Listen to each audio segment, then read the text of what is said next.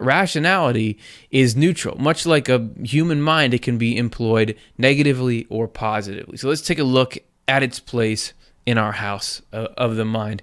As you can see, it's not on the very lowest level. It's not up into the second level. It's this halfway point that if the second level isn't open, it remains in shade, but yet gives us this access point to the higher part of us. Since it's grounded in the outer natural world, it can easily lose touch with the spiritual. It communicates a lot with sensory information, way back to these optical illusions. There's parts of your mind that are just, this is what I'm seeing, so it's what I believe. The rational has an easier time connecting with that than it does connecting with the higher things.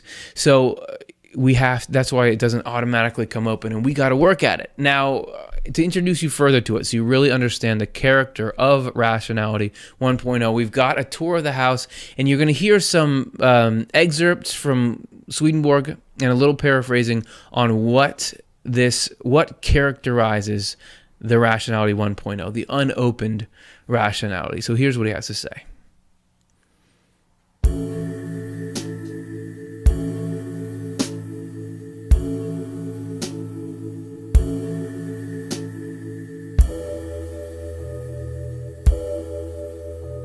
Our first rationality is born out of secular learning and religious knowledge.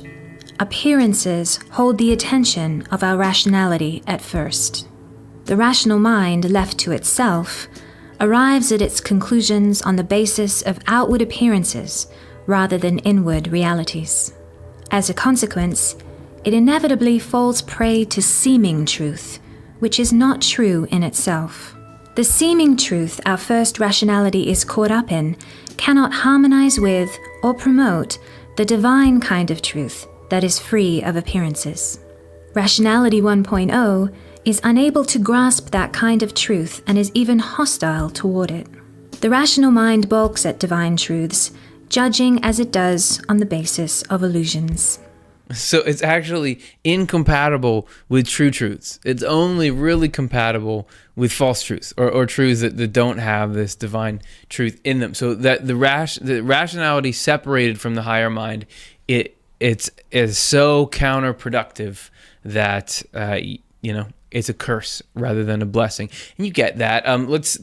You can get how that would be. Let's take a tour of our house, and I'll talk you through exactly why it can be deployed positively or negatively like that. So, you're in the lower mind. The higher light is not coming through. Rationality 1.0 is still a vantage point. Like, you're up high enough you can look at your life from it, but there's no extra light coming in. So you're just in your own perspectives. You affirm what you already know and what you already do. But if you do that work of repentance, right, the hard work of spiritual growth, recognizing evil in yourself or harmful things, and getting in, and not just, it looks like flipping a switch here, but what you're actually doing is accessing humility, working with a higher power to say, hey, there's other things in life. Then you're back in your life, but you see it differently. Everything's illuminated. You can get down into the specifics with the people you know, the things you do, and then you have this new vantage point, this Rationality 2.0. Look at how much better that mezzanine looks lit up. I mean, that's a house that I would buy, right? And that's the difference in our mind. The rationality is always a vantage point from which we look and assess our lives and assess courses of action, assess our view of reality. But with 2.0, you're able to see it as it really is, rather than being sort of in the dark of your own egocentric, inwardly turned life. You really see your place, your genuine place in the grand scheme of things.